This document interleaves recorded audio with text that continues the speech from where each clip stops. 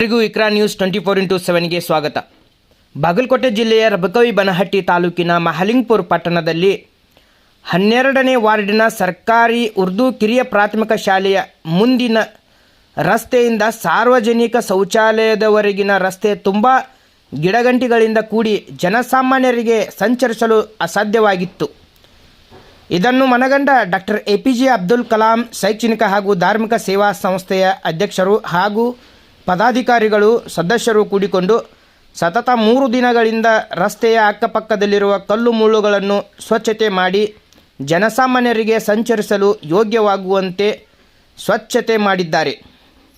ಎಲ್ಲರ ಮೆಚ್ಚುಗೆಗೆ ಪಾತ್ರರಾಗಿದ್ದಾರೆ. ಪ್ರತಿ ವಾರ್ಡಿನಲ್ಲಿ ಒಂದಲ್ಲ ಒಂದು ಸಮಸ್ಯೆ ಇದ್ದೇ ಇರುತ್ತದೆ. ಆ ವಾರ್ಡಿನ ಸಮಸ್ಯೆಗಳನ್ನು ವಾರ್ಡಿನ ಮೆಂಬರ್ಗಳು ಹುಡುಕಿ ತಿಳಿದುಕೊಂಡು ಬಗೆಹರಿಸಬೇಕು. ಕೇವಲ ಓಟಿಗಾಗಿ ಬರುವುದಷ್ಟೇ ಅಲ್ಲ ಇವರ ಕೆಲಸ.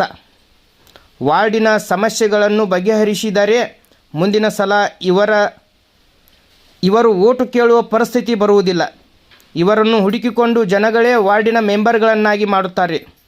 ನಮ್ಮ ವಾಹಿನಿಯ ಮುಖಾಂತರ ಡಾಕ್ಟರ್ APJ ಅಬ್ದುಲ್ ಕಲಾಂ ಶೈಕ್ಷಣಿಕ ಹಾಗೂ ಧಾರ್ಮಿಕ ಸೇವಾ ಸಂಸ್ಥೆಯ ಅಧ್ಯಕ್ಷರಿಗೆ, ಪದಾಧಿಕಾರಿಗಳಿಗೆ ಮತ್ತು ಎಲ್ಲ ಸದಸ್ಯರಿಗೆ ಧನ್ಯವಾದಗಳು.